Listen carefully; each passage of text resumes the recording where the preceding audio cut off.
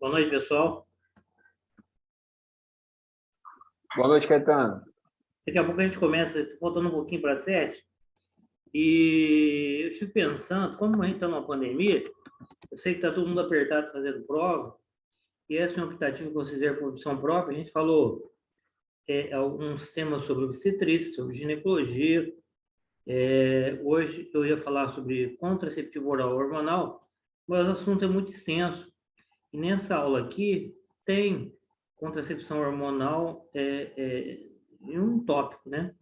Eu creio que dê para eu esclarecer algumas dúvidas. Se vocês tiverem, vocês perguntam. Tá bom? Eu estou vendo que tem 7 pessoas aí. E tem uma pessoa me pedindo uma nota. Eu fui enviar a nota, mas a pessoa não me enviou nem o negócio lá que a gente pediu. Então, eu não vou citar nome, mas eu creio que não tem assistido todas as aulas. Eu olhei aqui no Zoom e eu falei com a Aranda vai falar diretamente, não sei com quem, mas eu creio que não tem nota, porque não tem presença. Então, vocês deem presença aí, por favor, tá? Se quiser, tem 7 participantes, deem presença e eu vou pausar aqui para não ficar gravando. Pausar gravando. Depois, 6. Deixa eu colocar 4 ali embaixo.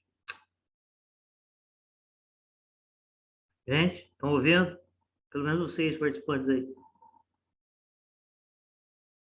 Estamos ouvindo, professor.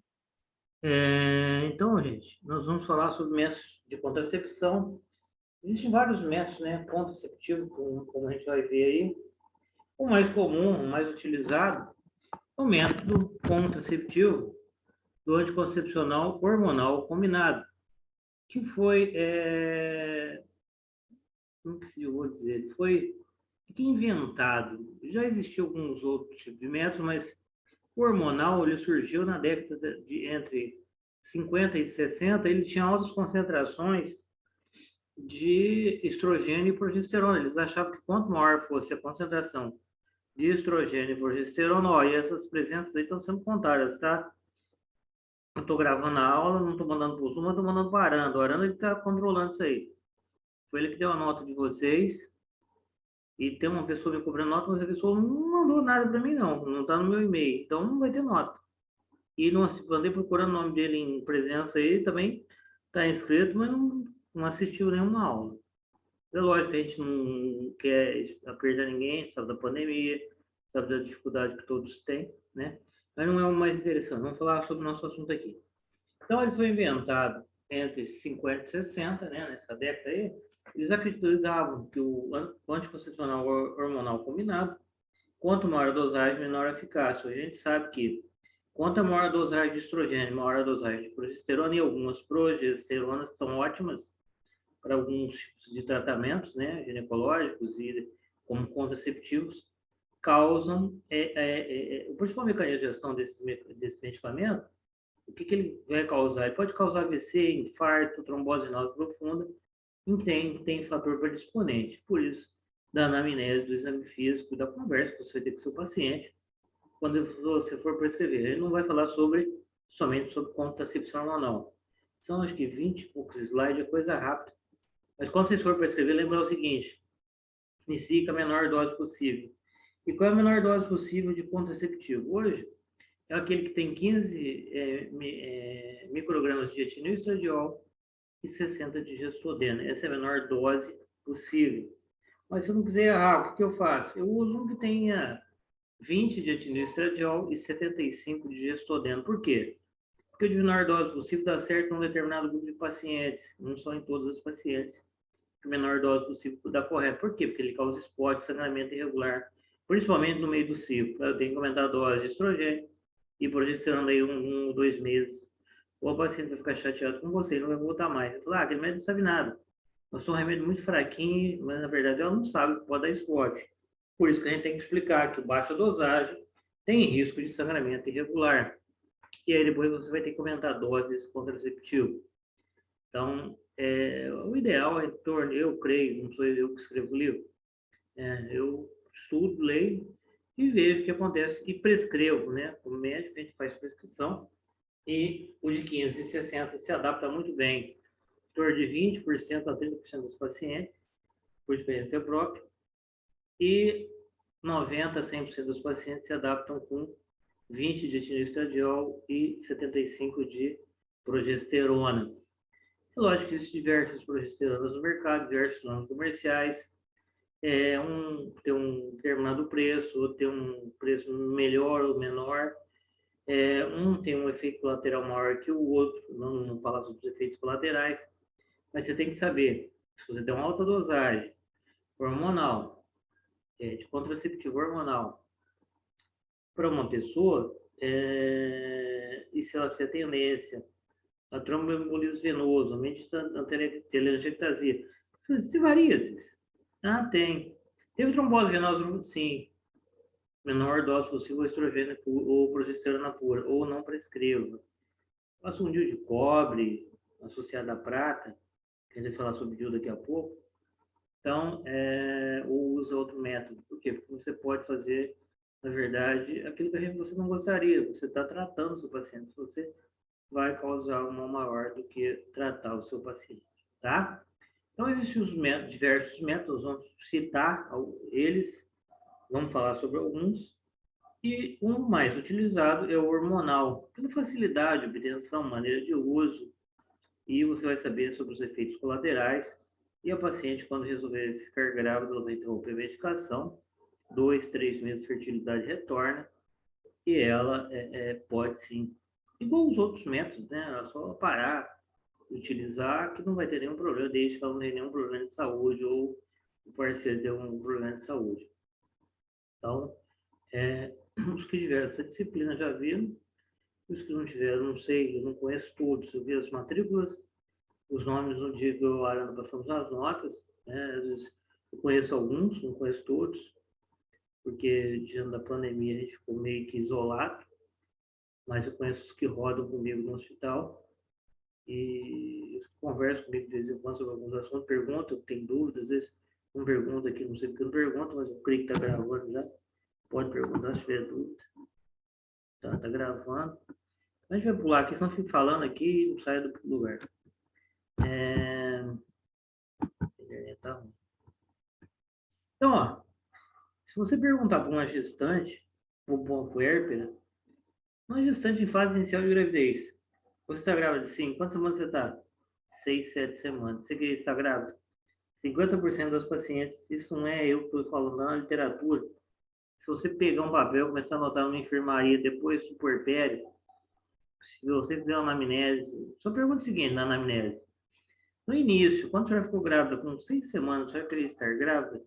Provavelmente metade dos pacientes dirão para você que não. E depois, posteriormente, elas morreriam pelo filho. Então, no início, ninguém, não é que ninguém, metade das gravidezes não são planejadas e as pacientes não querem, naquele primeiro momento, ter gravidez, mas às vezes as coisas acontecem, né? Então, não é planejado, mas aconteceu. Vai levar até o final, depois, filho é para a vida inteira, né? A gente vai e os filhos ficam. E eu tenho um filho. Eu morri pelo meu filho. Não sei se algum de vocês tem, mas creio que a ideia é a mesma. A princípio você queria ter filho? A princípio eu não sei se você estava esperando ter filho, ter um filho, né, na época que eu tive, mas eu adoro meu filho. Então, mas se vocês fizeram uma amnésia na enfermaria, no período, quem for estar no internato, qualquer dia desse, sem rodando em obstetrícia, pergunta. A senhora está grávida? A senhora tem quantos filhos? Ah, 3. A senhora queria ter esse terceiro? A senhora foi planejada? Ah, foi. Bem. Pergunta uma outra. Com certeza você vai achar que metade dentro de uma enfermaria de... Não lembro quantos a gente tem lá, mas é menor do que do escola, mas funciona muito bem. Então, ela vai dizer que naquele momento ela não estava preparada para ter filho, mas que ela morreria pelo próprio filho. E exercer a atividade sexual e planejar um de filhos é um direito de todos, é claro. A gente não vai sair fazendo cesariana e laqueadora, porque existe lei que protege, lei sobre o assunto. Estou vendo que tem 13, não sei se é comentários ou é presença, depois eu vou dar uma olhada.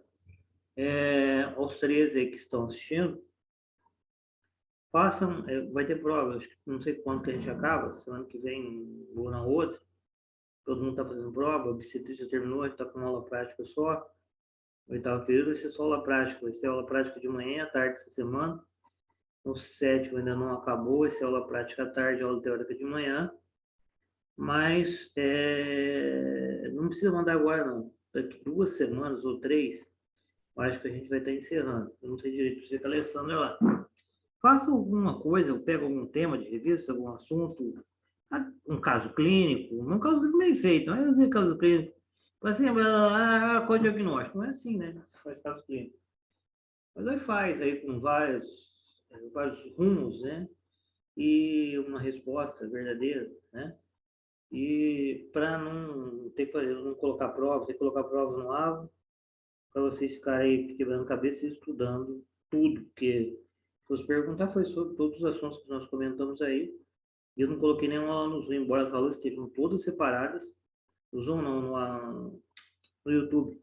Poderia sim colocar todas as aulas e cobrar sobre os assuntos aqui pertinentes que nós falamos.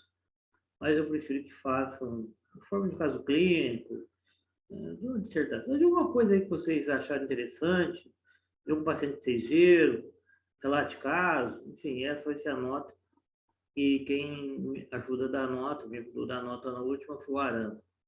E como ele é o responsável pela disciplina de ginecologia e obstetrícia, do sétimo e oitavo período, eu peço para ele me ajudar. Ele leu, ele achou as notas que cada um teve aí, os que assistiram às aulas. Eu sei que tinham 29 no participantes no início, hoje estão faltando aí, tem 14, como não sei se a presença que é ali, tem 10 participantes, do lado tem 14 mais, que eu não sei o que é. Depois eu vejo. Então, estão faltando 19. Mas não é o nosso intuito aí prejudicar a vida de ninguém, tá? Então, vocês façam aí, tem 3 semanas para isso. Acho que eu tenho prazo, eu preciso ir amanhã coleção. Mas então, exercer a atividade e planejar o número de filhos, sexual e planejar o número de filhos no dia de cada um. Então, você não vai sair fazendo cesariana e ligando todo mundo. Para isso existe lei. E o planejamento familiar é definido pela lei 9.263, de 12 de 1 de 1996, que é um conjunto de ações e de regulação de fecundidade, que dá direitos iguais, né, perante a Constituição, limitando o aumento da prole pela mulher, ou pelo homem, ou pelo casal, ou reduzindo ou aumentando. Quer ter 10 filhos, tudo bem, vai ter os 10. Né? Esse é um desenho que tinha na aula que como eu não vou colocar isso no YouTube, eu deixei, senão eu tiraria, lógico. A gente não está aqui para julgar ninguém. Cada um sabe o número de filhos que pode ter, ou qual quantidade de filhos que deseja ter. Então, às vezes, a pessoa não tem condição de ter um, tem, igual no desenho aí, 6. Você sabe que tudo hoje está muito difícil, muito caro. Pra vocês terem uma ideia, não sei se vocês sabem, mas em janeiro, eu sei que eu conheço gente, na verdade, eu tenho parente, né? E familiar que cria boi. 15 quilos de carne custava na venda, no desconto, R$ 200. Isso em janeiro. Eu sei que eu vi lá carregando os caminhões. Vídeo é R$ 200 arroba. Boi de 18 a 20 arroba. Hoje está 310 arrobas. R$ 310, R$ 300 se eu não estou enganado. Onde está que não tem inflação? Onde está o salário de cada um? O cara ganha R$ 1.010, vai sobreviver como? E aí vai criar um grande problema social, mas a gente não tem nada com isso. Existe lei para limitar isso. Cada um sabe onde o seu sapato aperta, né? Então, sabe o número de filhos que pode ter e as condições. Não é só ter o filho, você tem que dar educação, escola, saúde, remédio, condições de moradia, vestimento. Então, tem que pensar muito bem quando decidir ter um filho. Está na hora de terminar minha faculdade, por exemplo, nós somos médicos. Eu poderia ter, sei lá, 3, 4, 5, 6, eu tenho mais 3 irmãos. Meu pai tinha 5, morreu um só. Então, ele tinha 6, na verdade, né? Agora eles estão em 5. Mas isso antigamente, meu pai nasceu em 1945, né? Eu também não sou tão novo assim. Mas eu tenho um filho só. Eu acho que eu não pretendo ter mais, não. É só ele mesmo. Então, cada um sabe. Então, Existe lei para isso. E a lei diz o seguinte, você está à frente aí, mas ou 25 anos, ou 2 filhos vivos ou 25 anos. Então, se você tiver 2 filhos e menos de 25, está na terceira gestação, você tem direito ao planejamento familiar. Agora, se os 2 partos anteriores forem normais, voltará 60 dias pós-parto para fazer o planejamento familiar e fazer a laqueadura caso deseje, ou consiga algum médico que faça, assim o faça, tá? Isso que a lei diz. Essa lei foi sancionada pelo José de Alencar, quem fez foi o Fernando Henrique Cardoso, né, em 96, mas quem assinou e sancionou foi o José de Alencar, porque na época foi sancionado pelo Congresso, quem estava em exercício era o ex-presidente, o vice-presidente, né, José de Alencar, que assinou essa lei de planejamento familiar. Isso foi feito no governo do presidente Fernando Henrique Cardoso, porque até então não existia lei de planejamento familiar. Eu me lembro que eu era acadêmico, e aí o médico chegou e perguntava a mulher assim, 95, antes dessa lei, eu frequentava o hospital cedo, eu acompanhava ambulatório de cirurgia, de mastologia, cirurgia plástica, de ortopedia, e vivia xeretando de centro cirúrgico, eu conhecia algumas pessoas e deixava eu entrar e eu entrava. Ficava lá dentro, dando ponto na pele, enfim, conversando. E aí a mulher pedia para o médico, doutor, é quarto filho, me liga, ele não dava problema nenhum, não tinha lei que regulamentasse. Só que essa lei foi regulamentada em 1996, então hoje a gente age dentro da lei. Se você agir fora, né, pode dar problema. Lembrar sempre, se eu vou fazer esse planejamento familiar, é a laqueadura tubária que está falando aí, tá? Orientar o paciente que tem risco de recanalização de 0,14 a 0,5% segundo a literatura no período de 2 anos e 1,9% segundo o autor do Estado de São Paulo da USP, de 1,9% no período de 10 anos. É claro que vai depender muito da idade da mulher. Se a mulher for jovem, o risco é muito maior da trompa recanalizar. Tá? Então, como é que é? Pode ser feito em homens, vasectomia, em mulheres maior de 25 anos ou 2 filhos vivos. Tá? 2 filhos vivos, 25 anos, ela tem direito, né, pela essa lei aí de 1996, a fazer uma laqueadura, por exemplo, se ela quiser. E se ela tiver um parto normal hoje, ela tem 2 filhos vivos, 25 anos, mas o parto foi normal. Aí você tem que obedecer o prazo de 60 dias entre a vontade da mulher, você, quero fazer laqueadura, meu parto foi normal. Eu tenho 25 anos, o segundo filho. Aí você fala assim, não, a senhora volta aqui a 60 dias, vamos pedir um pré-operatório e a gente vai fazer a laqueadura fora do parto, não durante o parto. Ela pode processar você, dizendo que ela está sob influência psicológica do parto. E aí você vai ser processado, vai ter que responder perante a lei. Esse consentimento existe no nosso ambulatório, que eu acho que enquanto o chefe tenta trocar, mas aí esbarrei em uma burocracia, agora ele melhorou, porque agora está um digital, tem algumas coisas diferentes lá e está de acordo com a lei, né? No outro hospital que eu trabalho, no outro local que eu trabalho, esse documento, ele é tirado de um livro, eu não sei se é do Freitas, uma página do Freitas só sobre laqueadura. Deve ter uns 30, 40 itens que a pessoa tem que ler, assinar e concordar, sabendo que pode recanalizar. O nosso também tem. A nossa deve ter umas 10 linhas só. E o outro novo deve ter umas 30 linhas, que está nesse sistema novo que a gente tem funcionando aí, e que diz o que diz a lei. Então, não tem como você fazer uma laqueadura, se o paciente vir a engravidar, ela já sabia que ela estava correndo aquele risco de 0,5% de gravidez em 2 anos. Então, o documento é escrito, assinado por 2 médicos, e o marido e a mulher, ou o responsável pela mesma, assinam o documento. Em risco de vida ou saúde da mulher, o futuro concepto, o relatório tem que ser, sim, carimbado por 2 médicos. Aquele que pediu, tem um que solicita e mais 2 assinam autorizando o procedimento. Não será considerado se houver alteração da capacidade de discernimento, por exemplo, paciente usuário de droga, uso de bebida alcoólica, ou estado emocional naquele momento alterado, você não vai deixar com, ou não deve, né? Considerado uma pessoa incapaz. E se for incapaz, usuário de drogas, usuário de alcoólatra crônico, por exemplo, lógico que se é alcoólatra vai ter problema com a criança também, né? Ou estado emocional abalado, paciente psiquiátrico, tem que ter autorização judicial, você não vai sair fazendo laqueadura simplesmente porque a família pediu. Então, você tem que ter autorização judicial. Não, a senhora vai na promotoria e pede para o juiz autorizar, manda o documento para cá, quando chegar, aí vai fazer. Inclui somente laqueadura tubar e vasectomia. É verdade, esterectomia ou forectomia. Então, você não vai retirar o útero da paciente, nem vai retirar os ovários, para que essa paciente não tenha mais filhos, né? Então, é só cortar a trompa mesmo uma parte. Existem diversas técnicas. A mais simples e a mais utilizada e que sangra menos é a de Pomeroy. Tá? Existe uma técnica. Depois a gente pinça a trompa e tira um pedaço, não tira a trompa inteira. Retirada de órgão é a amputação de órgão, é lesão corporal. Então a gente não faz isso. Existem várias técnicas. Pomeroy, Pitchard, Uspan, Ushida. Mas é uma usada de Pomeroy. É que eu utilizo.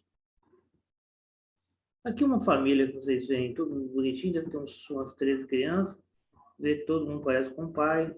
Família muito bem organizada. Então, um país desenvolvido pode ter se a gente contar, 1, 2, 3, 6, 9, 12, 3, 6. Nem sei, dei mais de 10. Né? Agora, vocês veem um país da África subsaariana. Cadê? Situação. Não tem nem água para tomar. Não chegam à idade adulta por fome. Não chegam a um desenvolvimento adequado. Baixa estatura e sofrimento praticamente a vida inteira. Como é que uma mãe vai sustentar uma criança num país, às vezes, né, falta até água para se tomar, não tem medicamento. Então, é a região mais pobre do planeta. Tem mulheres que têm 5, 6, 7, 10 filhos nessa região, segundo artigos, né, jornal. Se vocês pesquisarem, vocês vão achar isso aí. Então, uma criança não tem condições de sobreviver sem alimentação, sem água, sem vestuário. Então, cada um tem que saber um dos filhos que tem que ter. A eficácia do método é determinada por número de gestações em cada 100 mulheres durante o período de um ano. E é dado por um negócio chamado índice, por um dado chamado índice de Pearl, que foi um método que a Organização Mundial da Saúde ditou. Para ser um método ser bom, ele tem que ser esse índice de Pearl, tem que ser menor que 4. Então, é um método de uma mulher que faz um determinado uso de preservativo durante um ano. Usou durante um ano. E ela ter essas 100 mulheres acompanhadas foi menor que 4, esse índice é considerado bom. Então, eu tenho 100 pessoas fazendo um determinado método e 3 engravidaram. Então, o método é bom. Tem que ser sempre menor que 4 para ser bom método. Aí, como é que eu escolho? Como é que tem que ter um custo adequado de acordo com a capacidade do cliente ou do seu paciente. Fácil de usar, não adianta você passar, por exemplo, no varingue, que é um anel vaginal, que o paciente tem que ter conhecimento anatômico, então ela vai ter condições, né? Poderá ocorrer, por exemplo,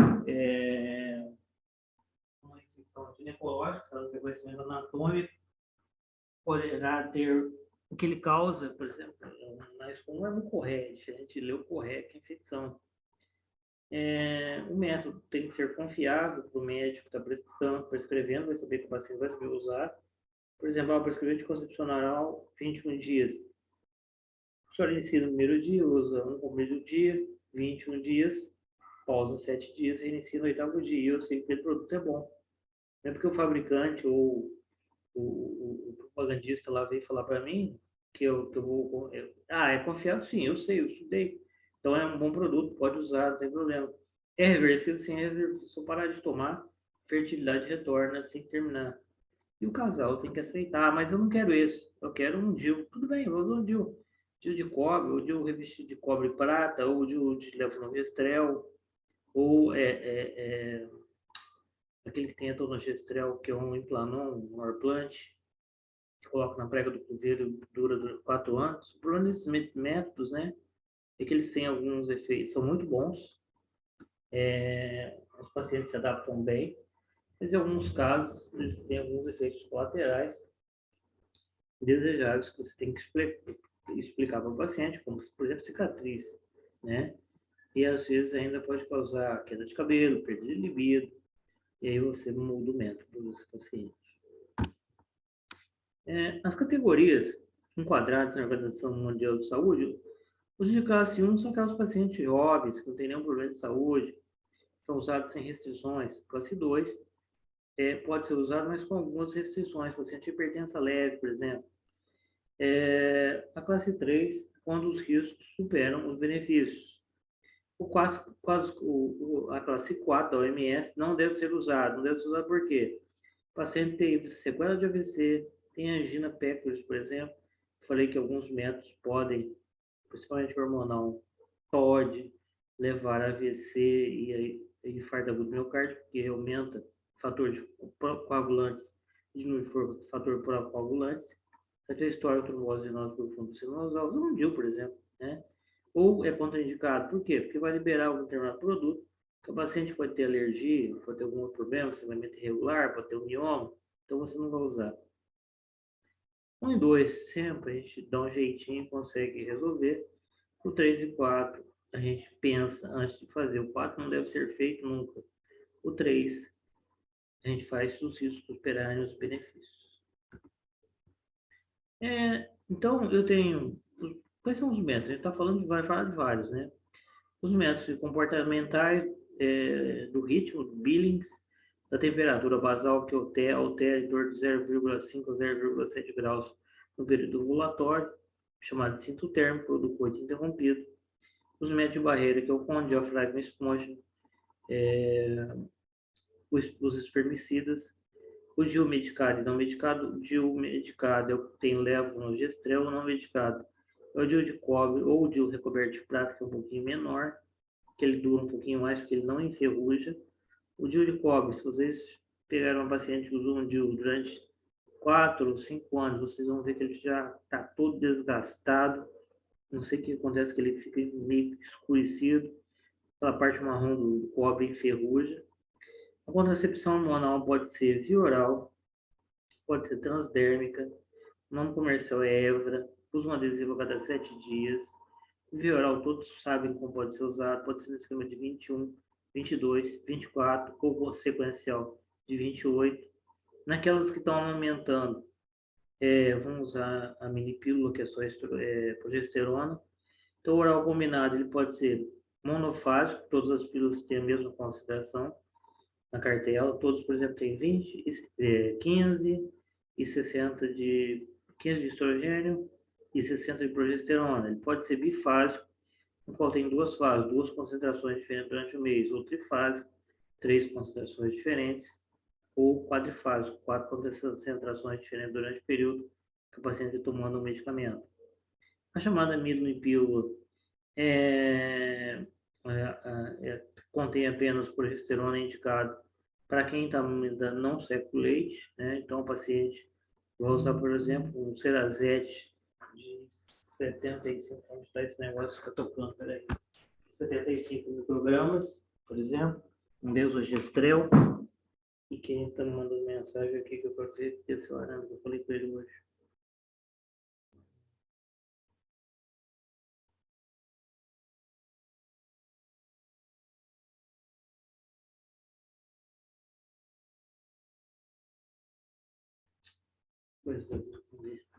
Bom, aluno perguntando coisa aqui. Vamos lá. Eu estava sobre mini pílula. Contém progesterona pura, indicado de 30 a 40 dias pós-parto, durante 6 meses, para os que estão amamentando e não querem ficar grávidos. Amamentação exclusiva, depois de 6 meses.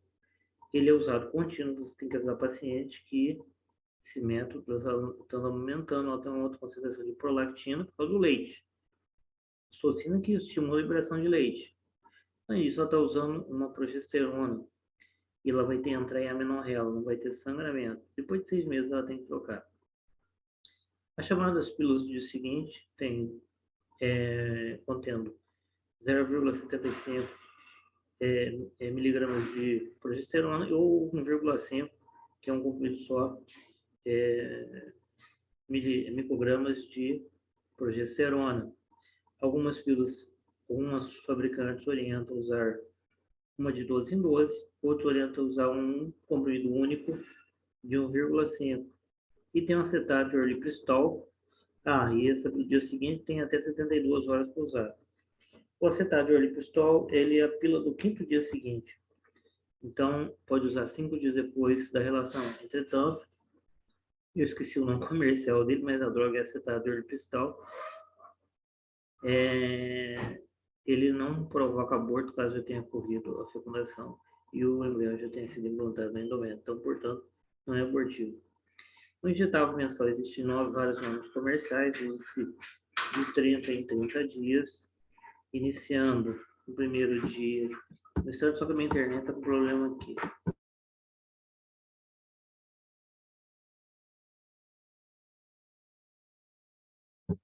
Iniciando-se no primeiro dia do sangramento injetável mensal, e depois sempre de 30 em 30 dias, embora os fabricantes orientam a utilizar o injetável mensal. No 5º ou 7º dia, mas se usar no primeiro dia não vai interferir.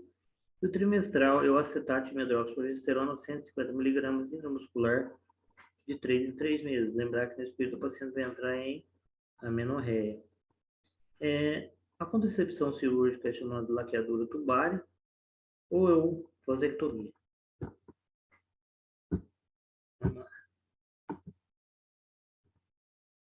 Os métodos comportamentais, a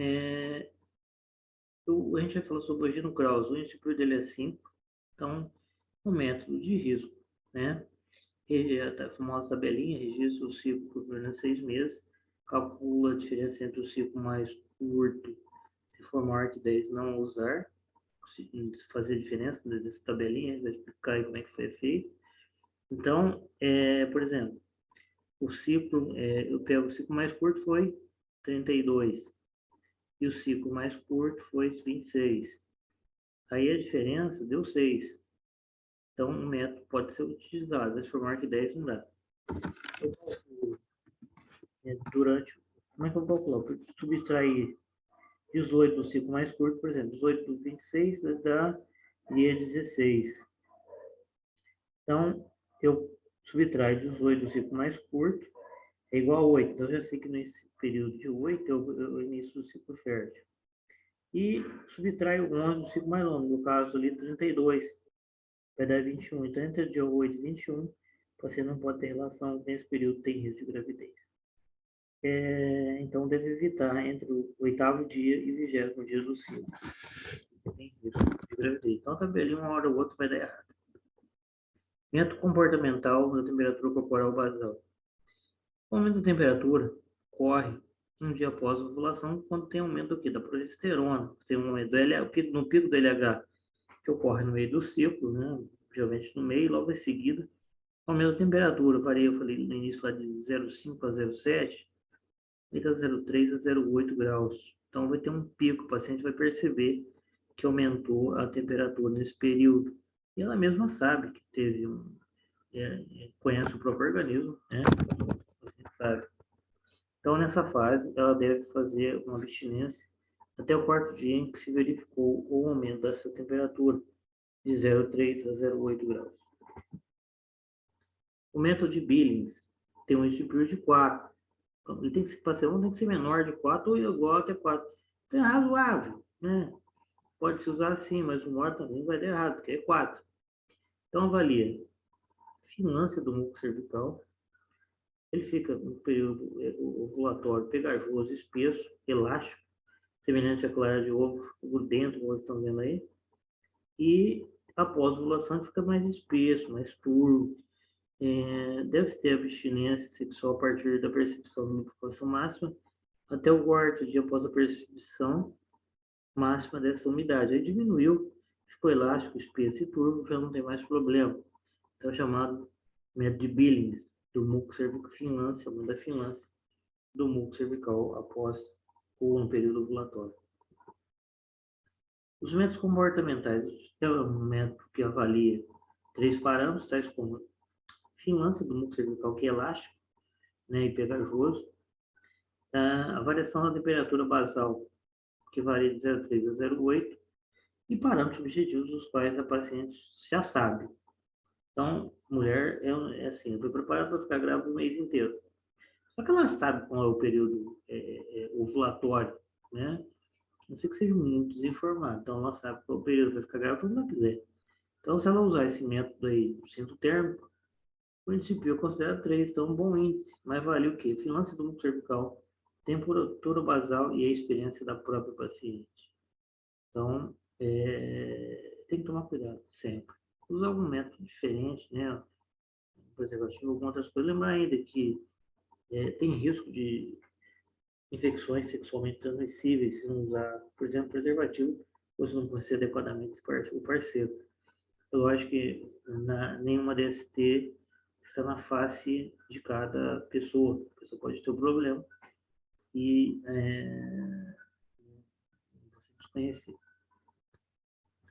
Esse do coito interrompido, por que tem essa garrafa ali?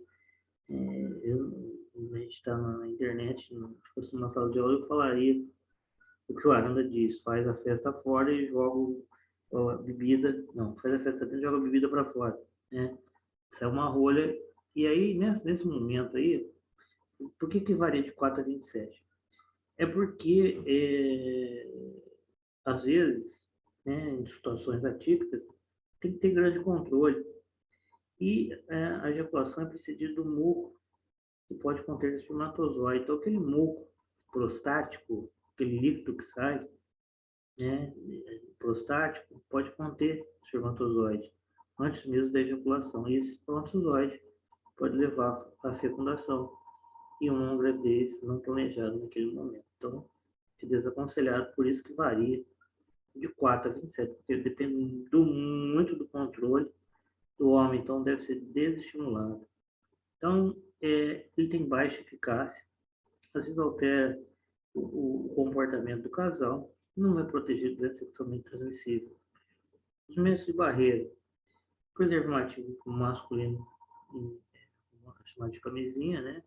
Ele contém látex, embora existem algumas pacientes que são alérgicas ao látex, então ele tem também contraindicação, embora ele tenha um índice variável, porque às vezes a pessoa inicia a relação antes de colocar o preservativo e depois coloca, e acontece o que aconteceu atrás. Saiu, foi liberada, né? Algum tipo um pouco de muco e saiu o espermatozoide junto, não dá problema. E tem alergia. O preservativo feminino que está em cima aqui é de poliuretano, deve ser introduzido antes, né, bem antes de ter relação, e faz barulho. O paciente diz, né, no livro faz Hulk, não sei porque nunca ouviu barulho, mas no livro está escrito isso. O diafragma necessita de conhecimento médico, deve ser utilizado anteriormente, ele tem maior eficácia se associado a um herbicida. Preservativo masculino deve ser após, né, utilizar, após a ejaculação retirar, né, com cuidado, ele evita doença sexualmente transmissível, não DST ou IST, não protege contra HPV, tem que ver a validade e o armazenamento. O índice PIR é variável, e as pessoas às vezes não utilizam no início, vão utilizar depois, começa depois para colocar, aí dá problema, depois varia de 2 a 15. É parcial contra HPV, porque mucosa pode pegar, e é contraindicado se o paciente ou o paciente tem alergia ao látex. Pode ser inserido até 8 horas antes. O índice PIR não é bom, varia de 5 a 21. É menos alérgico, né? Ele é de poliuretano. O custo não é muito barato, mas embora o SUS forneça. E, além disso, quando a paciente anda com esse produto aí, imagina se ele troço 8 horas e fica andando com isso aí. Faz barulho, tá? Então, eu disse que faz huck. Como é que é esse barulho? Não sei. Tá? Mas dizem que é isso. A gente já falou anteriormente, depende do médico, pode ser utilizado, inserido 2 horas antes, remoção após 8 horas do coito. O desespero também não é muito bom, varia de 6 a 16. Ele tem uma melhor eficácia quando se associa a esse produto aqui chamado espermicida, que vai destruir os espermatozoides. Esse é um outro método de barreira, que tem esse perfil também não muito confiável. Ele melhora um pouquinho quando associado a espermicida, é uma esponja, é utilizado por 24 horas, é descartável, é de poliuretano.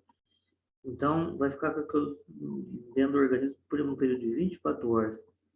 Isso pode levar a algum tipo de infecção, né? Então, é desaconselhável usar esse método. Eu não conheço, nunca prescrevi esse tipo de produto. Não sei nem se existem as farmácias no Brasil para vender, mas está na literatura e a gente descreve. Os espermicidas, né? Eles imobilizam, destroem os espermatozoides, mas tem um princípio alto, 18 a 29. O DIU, ele pode ser de cobre, ele tem ação inflamatória, irritativa, altera o transporte do espermatozoide. Alguns podem durar 10 anos, a maioria é retirado com 5 anos. São muito eficazes, né? Pode causar um sangramento a mais, que irrita a musculatura do endométrio, inibe o transporte do embrião para cá. É um fator de risco para preenche ectópico, fica parado por aqui, socorrer a gravidez, por acaso o espermatozoide passar. É fator de risco para preenche ectópico, ele causa um sangramento maior e aumenta, é muito eficaz, aumenta o índice de cólica. Então, esse é o DIU de cobre. Ele pode ser de cobre associado à prata. O de prata ele tem uma dobrinha, não tem aqui a foto, está na outra aula, eu não consegui achar. Então, meu pendrive está dentro do carro, deixei uns 3 quarteirões da roupa antes de parar aqui no portão. E aí ele tem uma dobra diferente aqui, ele é mais curto, ele é menor, e a prata evita que ele enferruje. Esse aqui com 3, 4, 5 anos está cheio de ferrugem. Você tira. Quanto tempo você está com esse jogo? 3 anos, 4 anos. A gente tira, está todo enferrujado. Parece aqueles bombril velho que você deixa. Esquece uma pia, deixa com um pouco de água, você vai ver, está cheio de ferrugem em cima. É igual um DIU que fica 4 anos no organismo de uma pessoa. Essa parte marronzinha aqui fica toda preta, cheia de ferrugem. Aqui é o DIU de levonorgestrel, o Mirena, ele depois de um certo tempo. Tem alguns pacientes que entram em amenorré, é um bom produto, a validade também é semelhante ao DIU de cobre, de 3 a 5 anos, alguns orientam a usar até 10 anos, mas 10 anos de quê? Do período da esterilização do DIU. Inserção no período, menstrual, por que nesse período? Porque o colo fica aberto. Você pega uma pinça de posi, pinça o colo, traciona, sob anestesia geral venosa, caso a paciente queira fazer um centro cirúrgico. Lógico que você vai fazer uma asepsia com clorexidina, limpar a região, né, para poder inserir uma bactéria, se por acaso houver, você vai fazer. Não se deve usar antibiótico, não se orienta a usar antibiótico na inserção de DIU. Mas se você tiver dúvida, ficar preocupado, orienta o paciente um dia antes, tomar 1 grama de azitromicina, que não vai ter problema, o risco é endometrite, tá? Ninguém quer isso. Então, o colo vai estar dilatado, nesse período vai estar aberto, tem que ter um beta-HCG para excluir gravidez. Professor, Oi, posso fazer uma pergunta? pode? Eu conheço uma paciente que ela tem o DIU Mirena, já vai fazer 3 anos que ela tá, quase 3 anos. E um tempo depois, assim, quase um ano depois que ela tava com esse DIU, ela começou a sentir umas dores, tipo cólica mesmo, mas assim, não mais para o flanco esquerdo, assim, mais ou menos. Aí, só que era uma dor muito cíclica. Ela chegou até a fazer ressonância, procurando endometriose, fez ultrassom, mas não tinha nada. Pelo contrário, na ultrassom ela tinha até um cisto no ovário direito. Só que a dor dela era toda na parte esquerda. Você acha que pode ser do DIU isso? Porque, assim, eu sei que o Pode ser DIU uma... Mirena, Pode falar. ele não inibe a ovulação, né? Não. Aí pode ser dor da ovulação? Na verdade, em alguns pacientes, o Mirena, ele é uma progesterona. Essa progesterona, em alguns pacientes, inibe sim, leva a amenorreia, o paciente não tem sangramento. Pode ser Ela não tem ocorrendo no período sangramento, não. ovulatório, tem que ver se está no meio do ciclo, ou aí no doença inflamatória pélvica, que a gente conhece como DIP, né? Eu, Aham. eu dei essa aula aí para vocês não, o pessoal do 7º período esses dias. Então, ela pode ter uma infecção ginecológica, tem que fazer um preventivo, E se o ultrassom dela só Uhum. viu um cisto e não viu líquido em fundo de saco, não é nada, ela não tem nada. O ideal seria retirar Uhum. esse DIU, já que tem 3 anos, você falou 3 anos? É, quase 3 anos. Na hora de trocar, tá? O fabricante Aham, fala que pode ser usado durante 5 anos, mas eu aham, não sei o porquê ocorre a corrosão desse material. Eu sei porque eu retirei esses dias aí um ambulatório onde cobre que só, assim, estava soltando pedaço, não era uhum, mileno. Mas o mileno libera levonorgestrel, que é uma progesterona, que em algumas pacientes podem levar a menorreia. Então, o paciente não está ovulando. Algumas ovulam. Na verdade, o que ele faz é impedir a passagem de espermatozoide, se o caso ocorra, coisa que ele é fator de risco para a prenhez ectópica. Pode ter prenhez na trompa, né? Ou ectópica é aquela gravidez que ocorre fora do útero. Na verdade, eu deveria trocar, ficar sem um período, fazer uma nova sonografia e inserir um novo DIU. Acabou o problema. E também depende do tamanho do cisto. O resto do cisto, no seu volume, mas dependendo do volume submórdio, se for 6 centímetros, é igual cirurgia. Não tem, o tratamento que você faz à base de progesterona, que ela já está usando até um DIU, não adiantou para o cisto está crescendo. O risco é uhum. torção e ruptura. Se tiver torção e ruptura, ela vai ter hemorragia, vai perder o ovário. Agora tem que saber qual é o tamanho desse cisto. E existem alguns marcadores tumorais que tem que ser pedido também, dependendo do tamanho, que é o CEA, o CA 125, o beta-HCG quantitativo, que não é para gravidez, é para ver tumor de célula germinativa, e a alfa-fetoproteína, que são marcadores tumorais. Então, você tem que saber o tamanho do cisto. Uhum, Maior entendi. que 6 centímetros, possivelmente não vai melhorar com medicamento. Terá que ser cirúrgico, mas o mais ideal seria repetir o ultrassom novamente, ver como é que está. Se tiver líquido em fundo de saco, possivelmente já tem alguma infecção. Fazer um preventivo, ver se tem algum micro-organismo causando essa infecção e retirar esse DIU o mais precoce possível.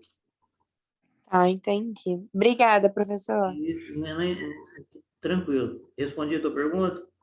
Respondeu. Obrigada. Então, deve-se excluir gravidez, por isso pedir um beta-HCG.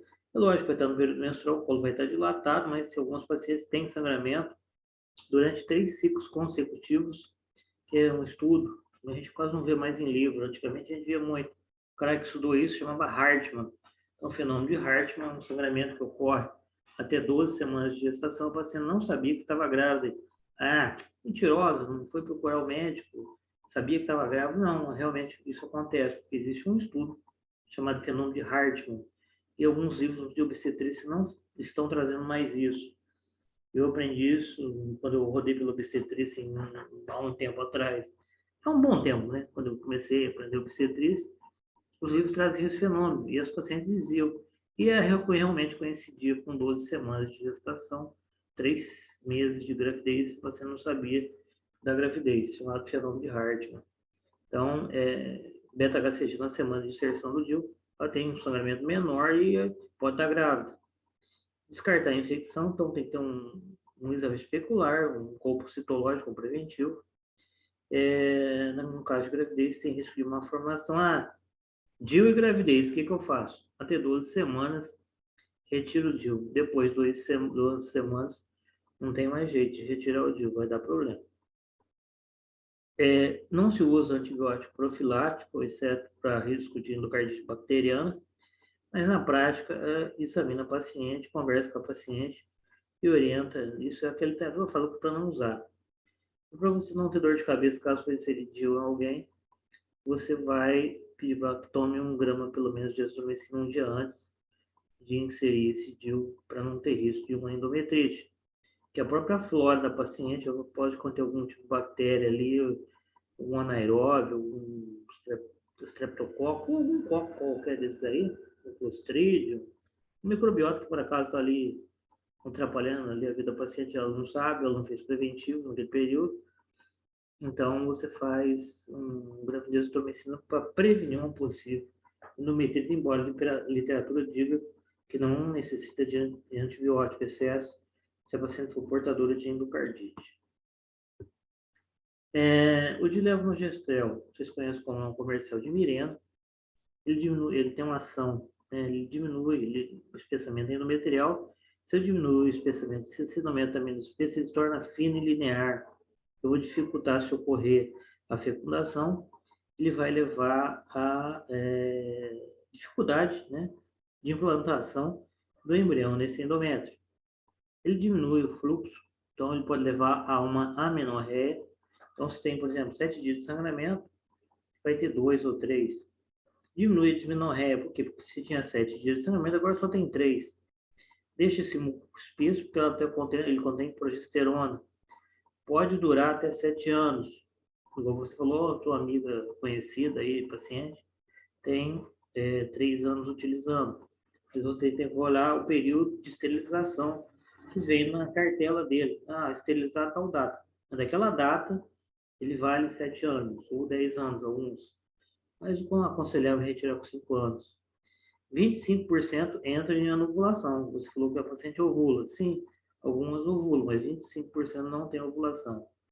Pode causar sangramento irregular, cefaleia, náusea e, às vezes, depressão.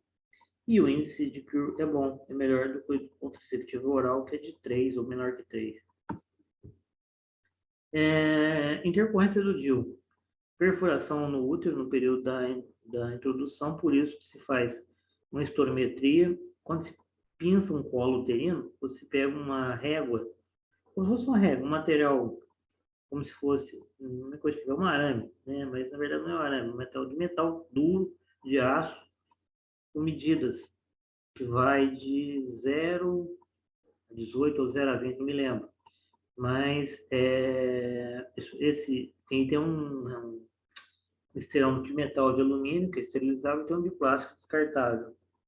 Você mede, ele tem mais ou menos um paciente que nunca teve filho, do colo até o fundo, 6, no máximo 7 centímetros. Você vai medir, no DIU tem uma trava que você vai travar, você sabe que você não pode passar daquela medida e não deve ficar encostado no fundo do útero para dar sangramento. Você puxa um pouquinho. Se você não souber introduzir, você pode perfurar o útero desse paciente e dar um sangramento maior. O paciente pode ter uma cólica maior do que o esperado e expulsar o DIU. Pode aumentar a dismenorreia e o sangramento, às vezes, é aumentado. E tem risco de prenese ectópica, como eu disse anteriormente. As contraindicações. Se a paciente é suspeita de gravidez, beta-HCG, lógico, sempre. Sangramento uterino ou normal inexplicado, você não vai colocar DIU numa paciente dessa. Por isso que você faz ultrassom, beta-HCG e vai avaliar a paciente com preventivo também. Tá de neoplasia ginecológica, lógico que não vai fazer. Ou doença inflamatória pélvica, que vai dar dor pélvica crônica. O paciente vai sempre relatar que tem dor em determinada área, direita, esquerda, embaixo do ventre, lógico que você não vai colocar, porque piora e agrava essa doença inflamatória pélvica. Lembrar sempre que os dois principais micro-organismos causadores de doença inflamatória pélvica são a clamídia e a Neisseria, 2/3 dos casos de doença inflamatória pélvica. DIU e gravidez. Se a corda está visível, retire o DIU o mais rápido possível. Só ter 12 semanas. Se a corda não visível, tem risco de aborto após a 12ª semana e morte fetal. O que fazer na doença inflamatória pélvica?